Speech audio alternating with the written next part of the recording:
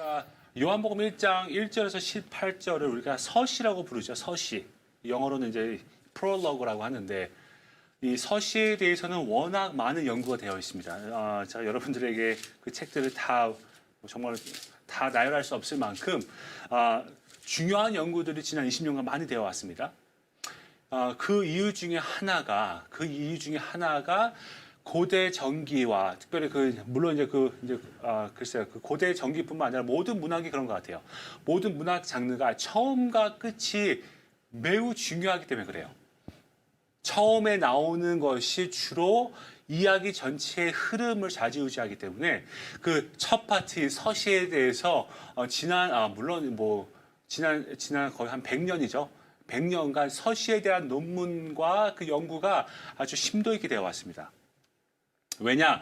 모든 글의 처음과 끝은 전체 내용을 파악하는데 핵심이기 때문에 그렇다. 여러분들이 가끔 영화를 보신다고 생각을 해보세요. 제가 만약 영화를 보시는데 갑자기 일이 있으셔갖고 15분이 늦으셨어요. 그래서 영화 첫 부분에 15분을 못 보신 거예요. 한번 그걸 생각을 해보세요. 15분을 못 보신 다음에 15분부터 쭉 보시면요. 스토리 파악이 쉬울까요? 쉽지 않을걸요.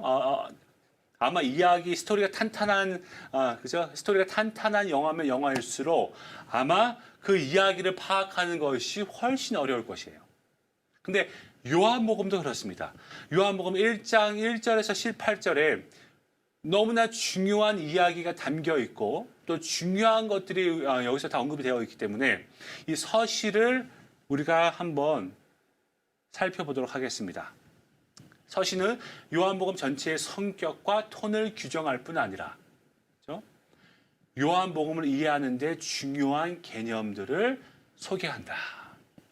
우리 한번 요한복음 1장을 볼까요? 태초에 말씀이 계시니라. 말씀 로고스라는 단어가 나오고요. 그 다음에 4절에 가니까 그 안에 생명이 있으니 생명이라는 단어가 나오고요. 5절에 가니까 빛이 어두움에 빛이 돼 어두움, 빛과 어두움의 대조가 나오고요. 그 다음에 7절에 가니까 그가 증언하러 왔으니 곧 빛에 대하여 증언한다. 증언이라는 단어가 나오고요. 그 다음에 9절에 보니까 참빛 곧 세상에 와서 각 사람에게 비추는 빛이 있었나니 세상이라는 단어가 나오고요. 그렇죠? 그 다음에 12절에 가서는 영접한다. 그죠? 영접하는 자, 그 이름을 믿는 자. 그 다음에 13절에서는 혈통이 나오고 육정이라는, 그죠? 육정으로나 사람의 뜻, 그죠? 육정. 그 다음에 하나님께로부터 난 자. 이러한 어떻게 보면은 요한복음에만 나오는, 그러니까 요한복음에서 강조하고 있는 주 컨셉, 주 개념들이 1절에서 18절에 다 몰려 있습니다. 그 다음에 14절에 가서는 영광이 나오고요. 영광. 어떻게 보면 영광은 요한복음 전체를 아우르는 가장 중요한 테마 중에 하나입니다. 그 다음에 은혜와 진리가 나와요. 그렇죠? 한번 생각을 해보세요. 이러한 개념들을 왜 1장 1절에서 18절인 요한복음의 시작이라고 할 수 있는 왜 서시에 다 몰아넣었을까? 바로 이러한 개념이 앞으로 반복될 때에 집중하라는 것이에요. 이것이 매우 중요한 개념이기 때문에 이 단어가 반복되어서 어느 시점에 또 나올 건데 그러한 단어들이 반복되어서 나올 때 집중해서 읽으라는 어떤 수사학적인 신호입니다. 그리고 이러한 그다음에 이렇게 수많은 개념들이 이제는 기존 유대인 세계관에서 이해된 방식을 넘어 이제는 그리스도 안에서 재평가가 되고 재정의가 된다라고 우리에게 보여주고 있다는 것이에요. 예를 들어서 쉬운 예로서 우리가 말씀, 러거스라고 하는 그죠? 그 말씀이 우리가 만약 유대인들에게는 말씀이라는 것은 하나님의 말씀으로 이해가 됐을 거예요. 하나님의 말씀인데 하나님의 말씀이 왜 중요하냐? 하나님의 말씀은 하나님께서 창조와 또 계시와 또 구원의 사역에서 자신을 드러내시는 가장 중요한 매개체입니다. 어떠한 면에서는 말씀 자체가 하나님이에요. 우리가 이사야에서 보면 말씀이 하나님의 입 밖으로 나가 생명을 가지고 온다라고 하지 않습니까? 생명을 produce하고 생명을 그저 생명을 만들고 오는다라는 것은 뭐냐? 이 말 자체의 능력이 있기 때문에 하나님을 대표하는 가장 중요한 개념이 말씀이에요. 말씀. 그리고 하나님을 나타내는, 하나님을 드러내는 가장 중요한 매개체가 말씀입니다. 근데 이 요한복음에 와서는 그 말씀이 만약에 우리가 만약 구약에서는 하나님을 드러낸다면은 구약에서는 이 말씀이 그죠? 이 하나님 자신이 이제는 인간에게 스스로 드러내시는데 누구를 통해서 드러내시냐? 말씀으로 오신 예수를 통해서 그 하나님의 그 자신을 드러내신다는 거예요. 그렇기 때문에 아들을 본 자는 아버지를 본 자다. 아버지를 본 것과 똑같다는 것이죠. 왜냐? 예수를 통해서 하나님께서 보내신 자인 예수를 통해서 하나님이 온전히 드러나기 때문에. 한번 생각을 해보세요. 이 땅에 있는 모든 사람들은 땅에서 시작해서 위로 올라갑니다. 만약에 우리가 하나님과 우리가 예수님을 믿는 우리의 성도들의 운명은요. 이 땅에 태어나서 하늘로 올라가요. 물론 이제 하늘로 올라간다는 그 자체도 이제 신학적인 의미이기 때문에 이제 우리가 어떤 그 하나님의 나라, 또 하늘 나라라는 그 개념은 또 신학적인 개념이기 때문에 저희가 이 시간 다 다룰 수는 없지만 아무튼 저희가 일반적으로 생각했을 때 이 땅에 태어나서 하늘 나라로 가요. 하지만 그와 반대로 하늘나라에서 이 땅으로 내려오신 분은 예수님밖에 없습니다. 그러한 의미에서 예수님만이 하나님을 온전히 드러낼 수 있는 분이시고요. 그 다음에 구약에서 하나님을 가장 대표하는 상징성을 가지고 있는 것이 말씀이라면은 이제는 그 말씀이 예수님으로 하나님의 아들이신 예수님께서 말씀으로 이 땅에 오셔서 아버지를 인간들에게 드러내고 있다는 것이에요. 그렇기 때문에 요한복음에서 이 말씀이라는 이 단어는 매우 인격적이고 그다음에 관계적인 단어입니다. 즉 우리가 요한복음 1장 1절에서 18절에 나오는 이 모든 개념들이요. 유대교에서도 중요한 개념이긴 하지만 이 신약에 넘어와서 특별히 요한복음에서는 이러한 개념들이 그리스도의 관점을 통해서 재해석되고 그렇죠? 그다음에 재정의가 되면서 그다음에 새로운 의미를 덧입히면서 요한복음 독자들에게 새로운 세계관과 새로운 가치관을 제시하고 있다는 것입니다. 그러고 나서 우리가 보니까 여기서 보니까 그 복수주어가 나옵니다. 1장 14절이나 16절을 한번 제가 한번 읽어보도록 하겠습니다. 말씀이 육신이 되어 우리 가운데 거하심에 우리가 그의 영광을 보니 아버지의 독생자의 영광이 요 은혜와 진리가 충만하더라. 여기서 보니까 우리라는 말이 나와요. 우리 16절에 보니까 또 다시 1인칭 복수주어가 나옵니다. 우리가 다 그의 충만한 데서 받으니 은혜 위에 은혜로라. 14절과 16절 어떻게 보면 요한복음을 처음 시작하는 시점에 갑자기 주어가 바뀌면서 1인칭 복수가 구체적으로 언급이 됩니다. 이것을 제가 고대 문헌들을 쭉 살펴보다 보니까요. 특별히 고대 정교를 살펴보다 보니까 이것이 매우 흔한 내러티브의 어떤 그 내러티브 장치 중에 하나였습니다. 어떤 것이냐? 이 저자는요, 독자들을 어떤 그 3자 입장에서 바라보는 것이 아니라 내가 이제 여러분들에게 말하고자 하는 이 중요한 내러티브에 여러분들이 참여하라고 독려하고 있다는 것이에요. 그래서 여기서 말하고 있는 우리 1인칭 복수라는 것이 단순히 그냥 의미 없이 쓰여진 글이 아니라 요한은 지금 이 시점부터 요한 독자들에게 이제 이 이야기를 3자 입장에서 소극적으로 그다음에 중립적으로 바라보는 것이 아니라 앞으로 이야기되어질 이 수많은 내러티브에 여러분들이 거기에 심지어 등장인물로 거기 안에 스스로를 포함시켜서 그 이야기를 이해해가고 그 이야기가 말하고자 하는 의도대로 따라가라는 것이에요. 즉 여기서 1인칭 복수 주어는요 매우 중요한 수사학적인 기능을 가지고 있다는 것이에요. 그러고 나서 또 우리가 또 이제 이 서시를 보면요. 서시는 역사적 이야기입니다. 그죠? 역사적인 이야기를 우리에게 보여주고 계세요. 왜냐하면은 예수가 말씀이 되어서 우리 가운데 거하시기 때문에, 그죠? 예수님께서 이 땅에 인간의 몸으로 오셨다는 것을 분명히 보여주고 계세요. 그죠? 그 다음에 여기 14절을 보니까 말씀이 육신이 되어 우리 가운데 거하심에 우리가 그의 영광을 보니, 만약에 예수님께서 인간으로 오시지 않으셨다면 우리가 그의 영광을 어떻게 보겠습니까? 그죠? 우리가 예수 그리스도의 영광을 목격할 수 있는 이유는 인간의 몸으로 오셨기 때문에, 즉, 이 서시가 우리에게 말해주고 있는 것은 요한복음은 1세기 팔레스타인에 살았던 역사적 예수에 관한 이야기이다. 물론 이제 우리가 그 역사적 예수라는 그런 이제 신약에 있는 학계의 하나의 흐름을 살펴보면 사실 요한복음은 그렇게 역사적 예수라는 그러한 그런 주제에서는 그리 썩 중요한 문서는 아닙니다.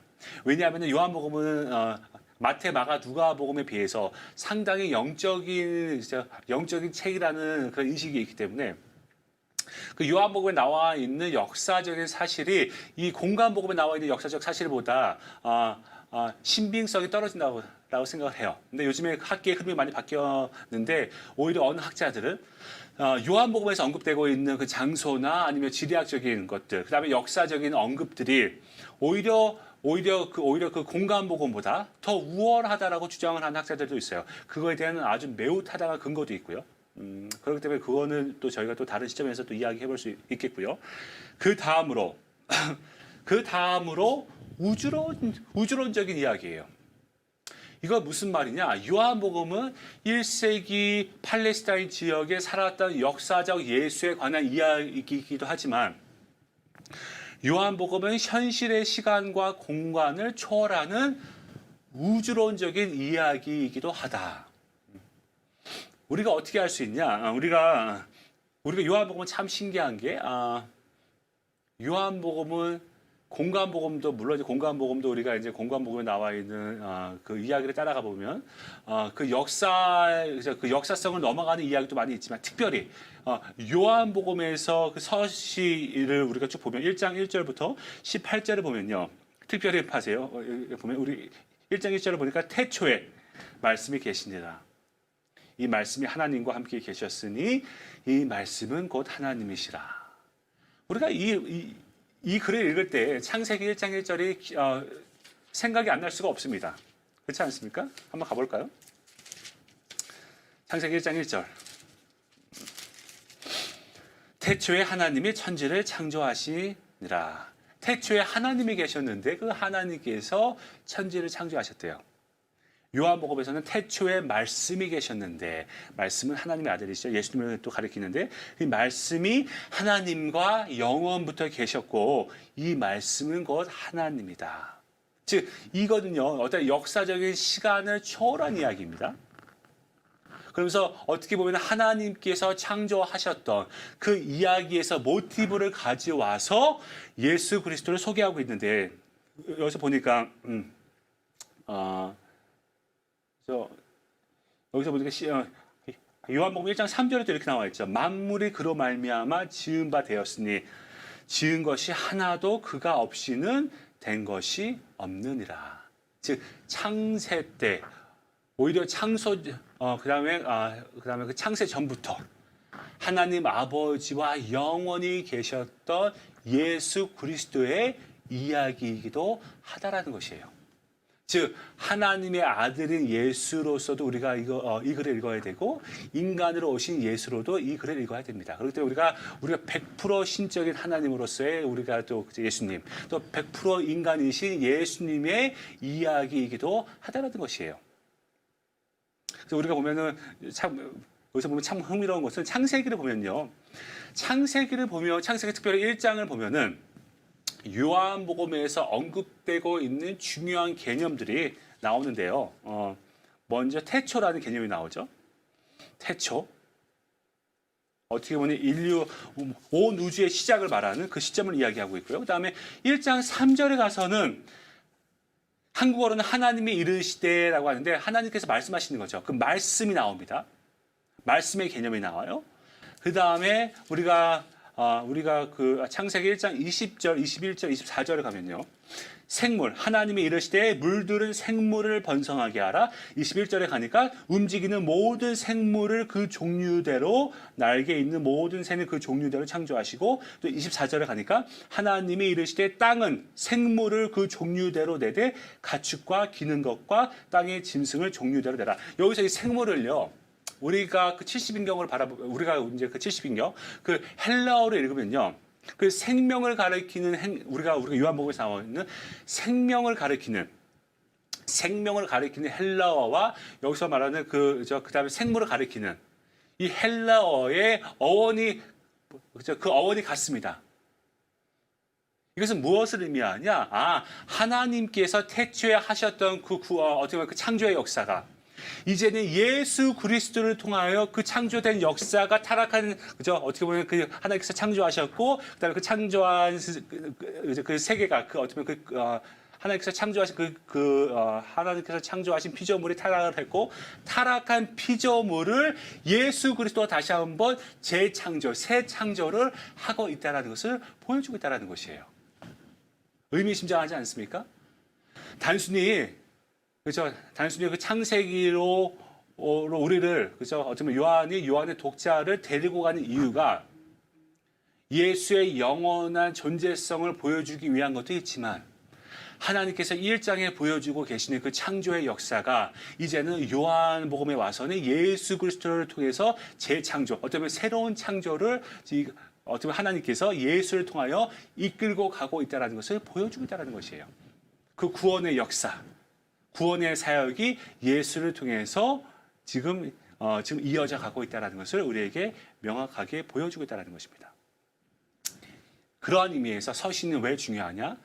우리에게 요한복음 전체를 이해할 수 있는 힌트를 주고요. 그 다음에 요한복음에서 가장 중요한 개념들이 다 소개가 되고요. 그 다음에 1인칭 복수 주어를 사용함으로써 독자들로 하여금 소극적으로 그냥 이 글을 읽고 끝나는 것이 아니라 적극적으로 이 말씀에 들어와서 반응하라는 것이에요. 반응하라. 그 다음에 태초에 이 천지를 창조하신 하나님의 그 구원의 그 창조의 역사가 타락 이후에 예수 그리스도를 통하여서 재창조, 새 창조가 되어지고 있다라는 것을 우리에게 보여주고 있다는 것입니다. 그것을 하면은 이제 저희가 그것을 기반으로 한번 쭉 나아가 보도록 하겠습니다. 우리가 서시를 읽다 보면 1장 1절에서 18절을 읽다 보면은 중요한 인물이 나옵니다. 중요한 인물. 누가 나오냐? 요한이 나와요. 이 요한은 세례 요한이겠죠. 세례 요한이 15절에 나오죠. 15절에 보니까 요한이 그에 대하여 증언하여 외쳐 가로되 내가 전에 말하기를 내 뒤에 오시는 이가 나보다 앞선 것은 나보다 먼저 계심이라 한 것이 이 사람을 가리킴이라 하니라. 요한이 나와요. 요한이 언급하는 것이 무엇입니까? 나보다, 그죠? 내 뒤에 오시는 이가 나보다 앞선 것은 나보다 먼저 계신 분이다. 즉, 내가 이 땅에 태어나긴 먼저 태어날지 몰라도, 그죠? 나의 존재가 있기도 전에 영원부터 계시던 분이다. 그 다음에 17절에 보니까 또 누가 나옵니까? 모세가 나와요. 왜 이렇게 초반부에 요한과, 세례 요한과 모세를 왜 언급을 합니까? 왜 언급을 합니까? 저는 여기서 인물 비교라고 했고 또 synchresis라고 했는데요. 인물 비교는요, 고대 전기에서 매우 중요한, 그 다음에 매우 흔한 내러티브의 문학적인 기법이었어요. 그렇죠? 예를 들어서 이제 그 플루타르크의 그 영웅전을 보면은 그리스와 로마의 위인을 비교하면서 누가 더 우월한지 그 우월함과 그 우월하지 않음을 이렇게 비교하면서 윤리적인 내용이 그 안에 다 포함되어 있습니다. 근데 여기서 왜 요한이 이렇게 인물 비교를 하고 있을까? 그것도 그 초반부터 한번 생각을 해볼까요? 근데 우리가 인물 비교를 한다고 했을 때 우리는 주로 훌륭한 사람과 나쁜 사람이라고 생각을 하는데 항상 그렇지는 않습니다. 인물 비교라는 것이 항상 좋은 사람, 나쁜 사람이라는 그런 개념으로만 가는 것이 아니라 훌륭한 사람, 그리고 덜 훌륭한 사람, 즉 둘 다 훌륭해요. 둘 다 훌륭한데 그 중에 한 명이 더 우월하다는 것을 보여줄 때가 있는데 바로 우리가 서시에서 바라보는 그 인물 비교는 바로 그런 경우입니다. 어떻게 보면 좋은 사람, 나쁜 사람의 개념이 아니라 훌륭한 사람, 그 사람보다 조금 덜 훌륭한 사람. 그러면 우리가 한번 보니까 먼저 우리가 모세와 예수를 볼게요. 1장 17절에 보니까 율법은 모세로 말미암아 주어진 것이요 은혜와 진리는 예수 그리스도를 말미암아 온 것이라. 즉 여기서 모세와 예수님을 이렇게 비교하고 있는데 그 비교 대상이 그것의 그 비교 대상이 무엇입니까? 율법과 은혜와 진리예요. 그러면은 모세는 누구입니까? 유대인들에게 모세란 어떠한 사람일까요? 유대인들에게 모세는 가장 중요한 선지자예요. 왜냐하면 그들이 가장 중요하게 여기는 율법을 받은 선지자이기 때문에 모세보다 더 위대한 선지자는 없다라고 보시면 돼요. 율법을 가져다준, 그들의 정체성을 어떻게 보면 확립해준 그러한 선지자이기 때문에, 그렇죠? 어떻게 보면 이스라엘 민족의 대표라고 말할 수 있을 정도의 가장 중요한 선지자였어요. 그래서 우리는 주로 주로 모세와 엘리야를 뽑지 않습니까? 그 율법에 대해서는 모세고, 그 다음에 이제 우리가 그 예언서에 와서는 이제 우리가 주로 엘리야를 뽑는데, 그 중에서도 모세는 유대인들에게 핵심적인 선지자였어요. 한번 생각을 해보세요. 그러한 모세가 요한복음에서 예수님과 비교가 되고 있는데 예수님을 더 우월하게 비교를 하고 있습니다. 아마 여러분들이 요한복음을 처음 읽는다고 한번 생각을 해보세요. 아마 여러분들이 이제 요한복음을 다 이제 수없이 읽어보셨기 때문에 이러한 자체가 여러분들에게 새롭게 들리지 않으실 수도 있겠지만, 만약에 여러분들이 처음 읽고, 만약에 여러분들이 유대인의 어떤 유대교와 만약에 유대인의 어떤 그런 신앙관을 갖고 있는 사람이 이 글을 읽었을 때, 예수가 누구인지에 대해서 궁금해서 이 글을 읽고 있었을 때 아마 깜짝 놀랐을 거예요. 아니, 우리가 가장 귀하게 여기는 선지자보다도 이 예수라는 사람이 더 위대하구나. 즉 요한은요, 유대인들에게 가장 중요하고 위대한 선지자와 예수님을 비교함으로써 예수님의 우월성을 초반부부터 확실히 보여주고 있어요. 아마 그 의미가 그 당시에 처음 읽는 독자들 완벽하게 이해하지 못했을 거예요. 하지만 처음부터 이게 어떻게 보면 그 넌지시, 예수라는 분은 모세보다 위대하기 때문에 너희들의 귀를 경청할 만큼 중요한 분이라는 것을 보여주겠다는 것이에요. 그 다음에 나오는 것이 바로 세례 요한과 예수의 비교입니다. 1장 19절에 아까 제가 말씀드렸고요. 또 그 다음에 34절에도 또 나오고요. 나오는데, 그럼 여러분, 세례 요한은 누굽니까? 세례 요한은 왜 중요합니까? 세례 요한은 그 당시 당대 최고의 선지자였어요. 그렇죠? 그 당시에 얼마나 위대했냐? 너무나 많은 사람들이 세례 요한에게 가서 세례를 받기 때문에 바리새인들이 위협을 느껴서 그가 누구인지 그의 정체를 물어보기 위해서 사람을 보냅니다. 1장 19절에 보니까 유대인들이 예루살렘에서 제사장들과 레위인들을 요한에게 보내어 내가 누구냐 물을 때에 요한의 증언이 이러하니라. 왜 보냈을까요? 왜 보냈을까요? 보낸 이유는 하나 확실해요. 바리새인이 가장 싫은 거는요, 자기들보다 더 인기가 많아지는 그룹이나 아니면 어떤 개인이 생기는 것이에요. 바리새인들이나 어쩌면 종교 지도자들은 그들의 위치를 선점함으로써, 어쩌면 지도자라는 그런 위치를 선점함으로써 그들의 그 기득권을 유지하는 것인데, 그 기득권을 흔드는 누군가가 나타나는 것이 싫은 것이에요. 그 중에 한 명이 바로 세례 요한이었어요. 그 당시에 세례 요한에 가서 그의 가르침을 받고 그의 제자가 되고 그에게 또 세례를 받는 사람이 이렇게 많아졌다라는 것이에요. 그렇기 때문에 당대 최고의 선지자인 이 세례 요한보다 예수님이 더 우월하다, 더 위대하다라는 것을 여기서 15절에서 명확하게 보여주고 있는 것이에요. 그러면 여기서 어떠한 수사학적인 기능이 있냐? 예수님이 누구신지에 대해서 궁금해서 이 글을 읽기 시작한 사람들은요, 만약에 이 또한 물론 이제 그 당시에 그 예수님의 그 배경을 알아야겠지만, 그 당시에 이 글을 읽는다면은, 예수님이 모세보다도 위대하고 예수님이 세례 요한보다도 위대해. 내가 한번 이분의 하시는 말씀을 집중해서 들어봐야겠다라는 수사학적인 기능을 하면서 독자들에게 계속해서 이 글을 읽어 나가라는 권면을 한다는 것이에요.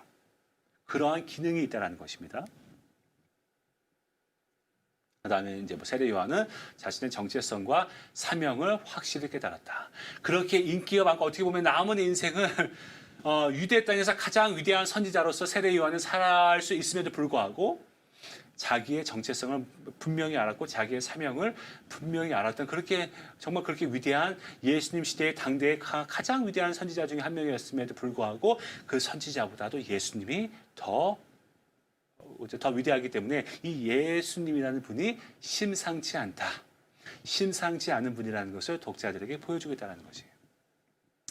그러면서 이 땅에서 난 자, 1장 17절에 보니까 1장 17절에 보니까 율법은 모세로 말미암아 주어진 것이요 은혜와 진리는 예수 그리스도를 말미암은 것이라.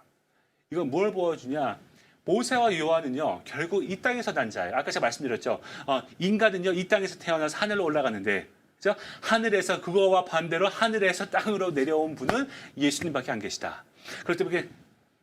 그렇기 때문에 이 땅에서 난 자, 즉 모세와 요한이 아무리 위대한 선지자라 하더라도 하나님께서 보내신 예수보다는 못하다. 그것을 명확히 보여주고 있다는 것이에요. 그 다음에 나오는 것이 바로 첫 제자들을 부르시는 장면이 나옵니다. 그죠? 첫 제자들을 부르세요. 1장 37절을 보니까 이렇게 나와 있어요. 두 제자가 그의 말을 듣고 예수를 따르거늘. 여기서 보니까 요한이 그의 두 제자와, 그죠? 요한이 그 두 제자와 길을 가다가 예수가 거니심을 보고 이렇게 말합니다. 하나님의 어린 양이로다. 그래서 두 제자가 그의 말을 듣고 예수를 따르거늘. 여러분, 여기서, 여러분이 어떤 것을 느끼실 수가 있으세요? 어떻게 보면 그 내러티브의 그 미묘가 이런 데서 나옵니다. 아무렇지 않은 정보 같은데, 아무렇지 않은 그냥 이야기 같은데, 거기에 너무나 큰 의미가 담겨 있다는 것이에요. 요한이요, 그의 두 제자와 이제 길을 걸어가고 있어요. 제자라는 것은 제가 그 초반부에서 말씀드렸다시피 우리가 21세기에서 말하는 제자, 뭐 단순히 지식 전달을 하는 그런 정도의 관계가 아니라 정말 삶을 나누고 그 스승을 위해서 모든 걸 포기하고 그 스승을 따라가는 그런 생명과 같은 그런 자기 생명처럼 모시는 그 스승과의 관계인데, 갑자기 그 세례 요한의 증언을 듣고 그 제자들 더 이상 요한이 아닌 예수님을 따라갑니다.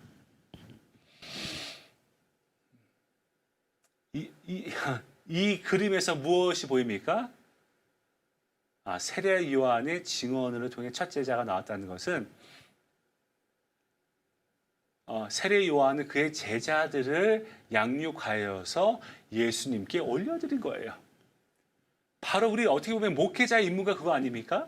우리가 성도들을 양육하는 것은 내 사람 만들기 위해서 양육하는 것이 아니라 내가 예수 그리스도의 복음으로서 우리가 예수 그리스도의 군사로서 우리의 성도들을 양육시킨 다음에 그 양육한 성도들을 나의 어떤 그 개인적인 어지간다를 위해서 사용하는 것이 아니라 하나님의 나라를 위해서 하나님에게 온전히 우리가 하나님께 그다음에 우리 예수님께 내어드리는 것이에요. 그게 바로 제자된 사람의 모습이죠.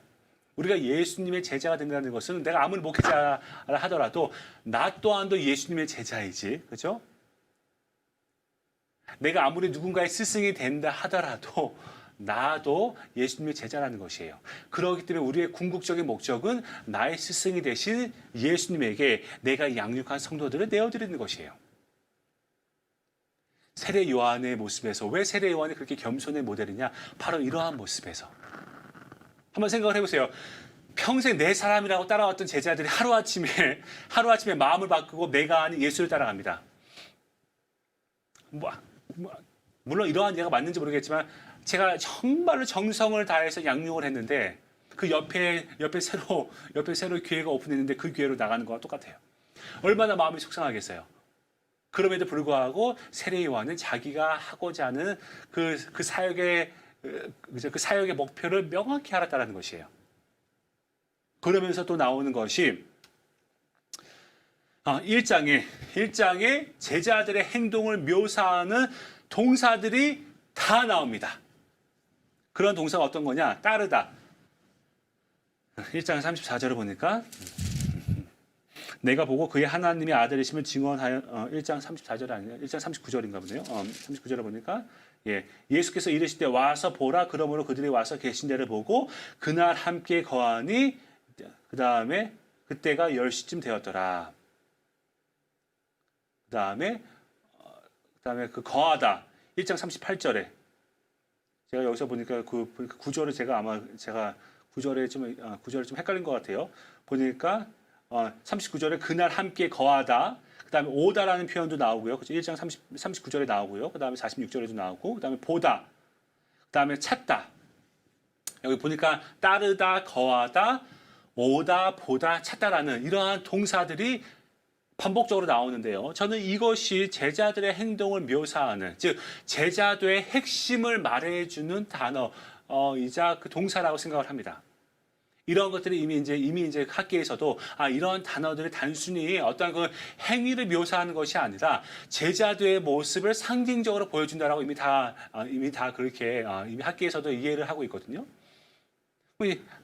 한번 생각을 해보세요.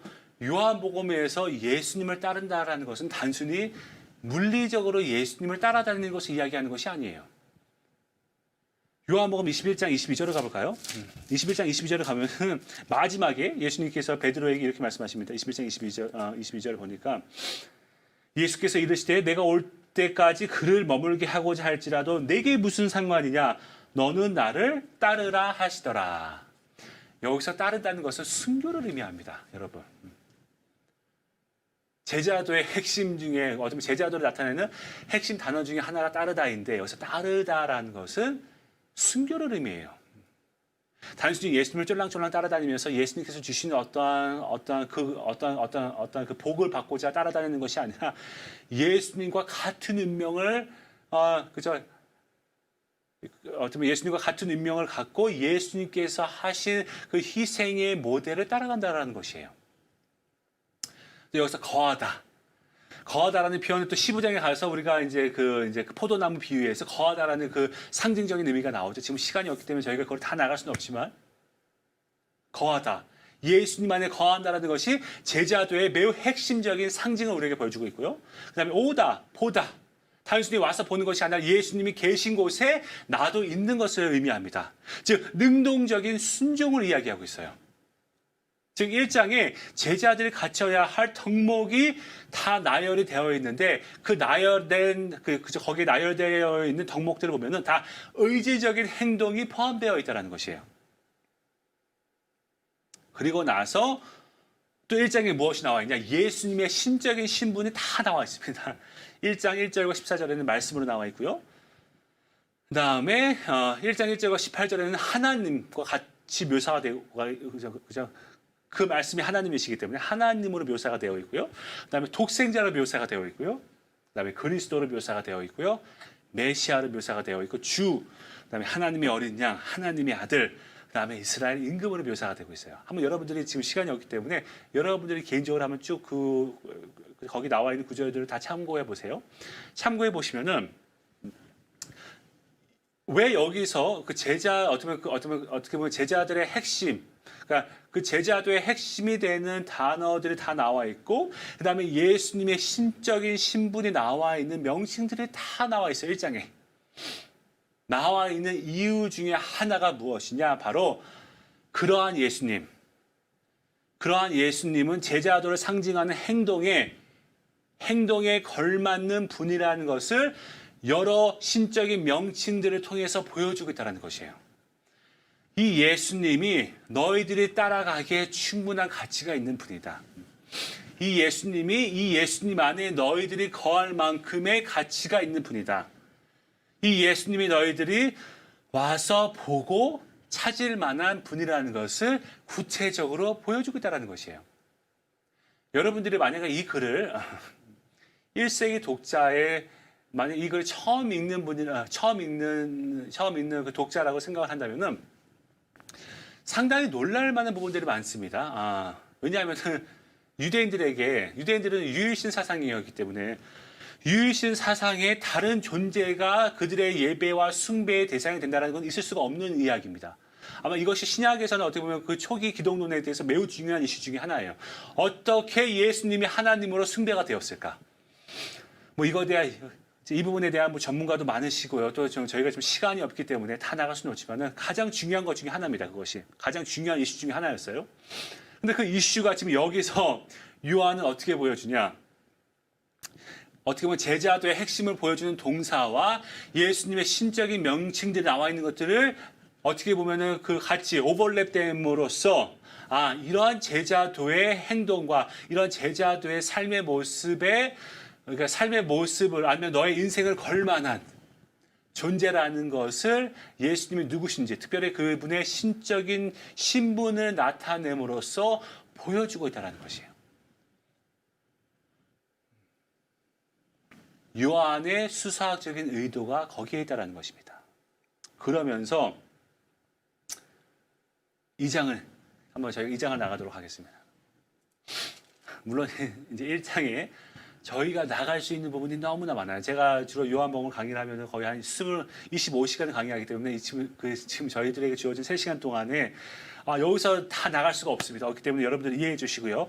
저희가 2장으로 넘어가 보겠습니다. 그럼 그렇게 어떻게 보면 그 제자도 예수님의 제자로서 예수님을 따라가는 것이 얼마나 중요한지에 대해서 언급이 되어 있고요. 그렇죠?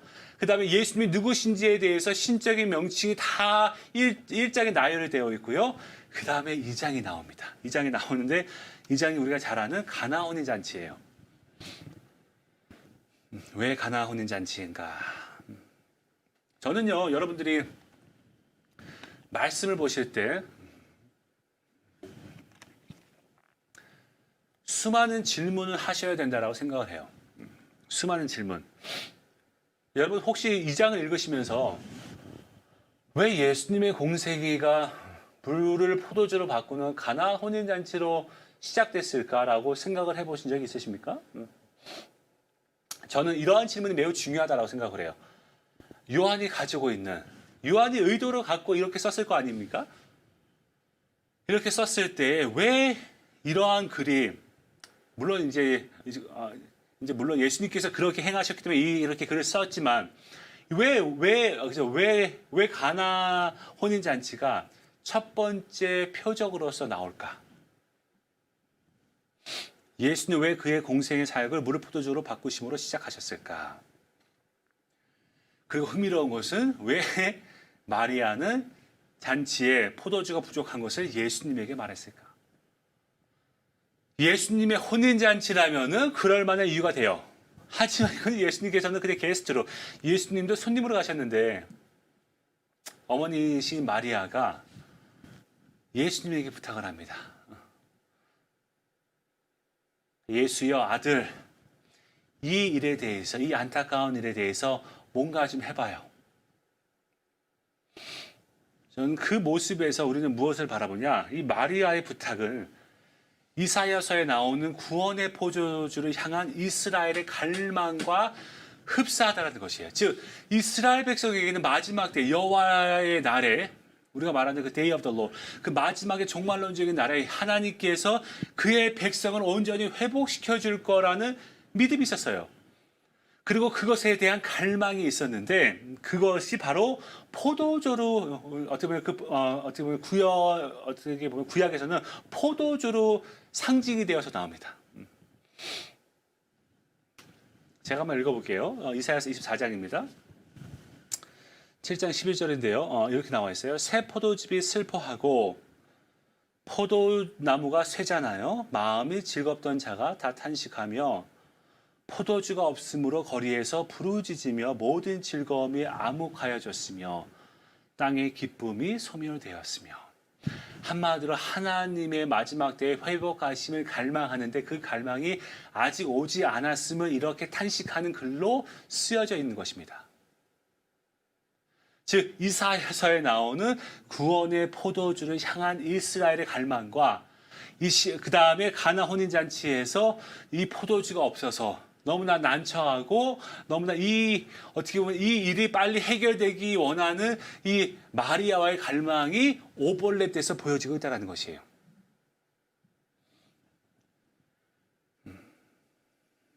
이사야 선지자는 하나님께서 포도주가 넘치는 잔치로 메시아 연회라고 하지 않습니까? 우리 마지막 메시아닉 뱅크이라고 하는데요.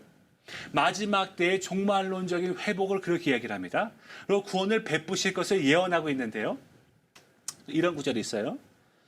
만군의 여호와께서 이 산에서 만민을 위하여 기름진 것과 오래 저장하였던 포도주로 연회를 베푸시리니 곧 골수가 가득한 기름진 것과 오래 저장하였던 맑은 포도주로 하실 것이며 또 이 산에서 모든 민족의 얼굴을 가린 가리개와 열방 위에 덮인 덮개를 제하시며 사망을 영원히 멸하실 것이라 주 여호와께서 모든 얼굴에서 눈물을 씻기시며 자기 백성의 수치를 온 천하에서 제하시리라. 여호와께서 이같이 말씀하셨느니라. 이 구절에서 저희가 세 가지를 발견할 수가 있어요. 첫 번째, 이 동물 기름과 그다음에 특별히 포도주는 구약 제사에서 핵심적인 요소예요. 특별히 이 메시아 연회, 마지막 예수 그리스도께서 베푸실 마지막 이 종말론적인 메시아 연회에서는 예수의 희생으로 치러질 바로 그 포도주가 상징하는 것이 바로 그것이죠. 그 포도주가 넘치는 희생의 연회가 될 것이다. 포도주가 그러한 상징을 갖고 있다는 것이에요. 그 다음에 이 메시아 연회는 단순히 유대인을 위한 것이 아니라 온 우주적이다. 그렇죠? 여기서 보니까 열방 위에 덮인 덮개를 제하시며 사망을 영원히 멸하실 것이다. 그래서 모든 민족이래요. 모든 민족. 즉 메시아 연회는 단순히 유대인을 위한 것이 아니라 온 우주적인 것이고 또 마지막으로 메시아 연회를 통해 아담과 하와로 인한 인류의 타락을 원래 창조의 목적으로 되돌리고 죽음을 삼키고 구원받는 모든 이들의 죄를 사하게 될 것이다. 바로 그것이 마지막 부분에 나와 있죠. 여호와께서 모든 얼굴에서 눈물을 씻기시며 자기 백성의 수치를 온 천하에서 제하시리라. 즉 모든 이들의 죄를 사하시고 구원하시겠다는 언약적인 약속, 예언적인 약속이라는 것입니다. 그럼 이 혼인잔치가 갖고 있는 의미가 무엇입니까? 의미? 첫째, 물을 포도주로 바꾸는 기적을 통해 예수가 유대인들이 그토록 학수고대하던 메시아라는 것을 보여주기 시작해요. 그 포도주가 갖고 있는 상징, 그 상징을 예수님께서 표적을 통해서 보여줌으로써 그 이사야서에서 예언하고 있는 이 포도주로 어떻게 보면 그 포도주가 넘치는 마지막 때의 메시아의 연회를 베푸실 분이 바로 예수님이라는 것이에요. 그 다음에 혼인잔치에 포도주를 제공함으로써 예수는 메시아이자 마지막 어린 양 혼인잔치의 신랑이 되심을 알려준다. 참으로 흥미로운 것이요. 흥미로운 것이 여러분들이 만약에 요한계시록을 요한복음을 쓴 저자가 썼다라고 생각하신다면 요한복음에서 예수님의 공생애가 물을 포도주로 바꾸시는 그런 표적으로 시작했고 요한계시록의 마지막 때 그죠? 그 혼인잔치에서 포도주를 바꾸시는 어떤 그런 그 표적으로 시작하셨고 마지막 때 여러분들이 이제 요한계시록 19장에 가시면 마지막 혼인잔치가 우리 하나님의 성도들이 신부로서 참여하게 될 혼인잔치가 또 거기서 나옵니다. 어떻게 보면 혼인잔치로 예수님의 공생애가 시작되고 예수님께서 혼인잔치로 마지막 때에 모든 그 마지막에 결말을 내실 거라는 어떻게 보면 이게 만약에 요한복음과 요한계시록을 썼다라 그러면은 이게 너무나 아름답게 오버랩이 돼요. 처음과 끝이. 그 때문에 이러한 의미에서도 매우 중요하다. 그 다음에 마지막으로 모세가 그 피를 취하여 백성에게 뿌려 가로되 이는 여호와께서 모든 말씀에 대하여 너희와 세우신 언약의 피니라. 즉 이 포도주가 피를 상징한다면 이 피는 언약의 피거든요. 근데 그 언약의 피가 구약에서는 동물의 피였어요. 신약에 와서는 어떻습니까? 그 피가 더 이상 신약에 와서는 그 피가 더 이상 이 동물의 피가 아니라 이 언약의 피가 예수의 새 언약의 피로 대체되고 있음을 상징한다라는 것이에요.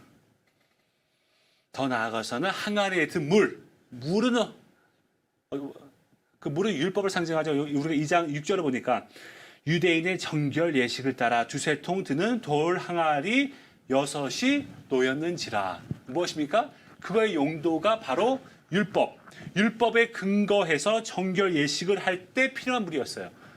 그 물을 어떻게 바꿉니까? 포도주로 바꾸는데 그 포도주는 새 언약과 메시아 마지막 때의 회복을 상징하는 것이다. 그럼 한번 생각을 해보세요. 그 마지막 때의 회복을 가져오실 분이 누구십니까? 바로 예수님이라는 것이에요. 율법을 대체하여서 우리에게 새 언약의 피를 주시는 분이 누구십니까? 바로 예수님이라는 것이에요.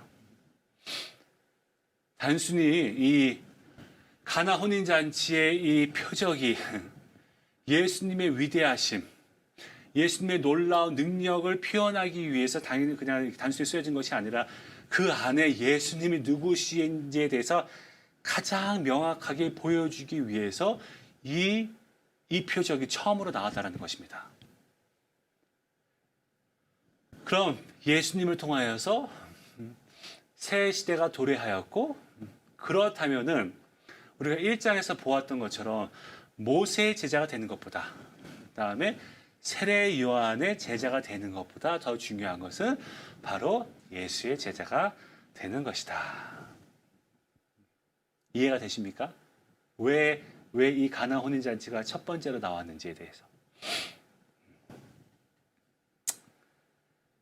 그 다음으로 우리가 성전을 청소하시죠. 그럼 보세요. 아까 말씀드린 제가 아까 그 유대교를 상징하는 것 중에서 가장 중요한 게 아까 율법이라고 말씀드렸죠.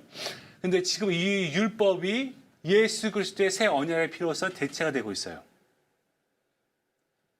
예수님은 이 땅에 율법을 성취하러 오셨기 때문에 율법 자체를 무시하시고 율법 자체를 더 이상 이렇게 더 이상 중요하지 않다라고 여기시는 것이 아니라 이제는 새 언약의 시대가 시작이 되었기 때문에 이제는 옛 언약, 즉 율법은 새 언약에게 새 언약에게 길을 내어줘야 돼요.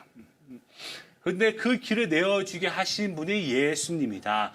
새 시대가 예수님으로 도래하였고 그 이유 때문에 하나님의 아들이신 메시아로 인해서 우리는 더 이상 모세나 아니면 앞에 보았던 세례 요한의 제자가 아니라 그분의 예수님의 제자가 되어야 된다는 것을 상징적으로 보여주고 있고요.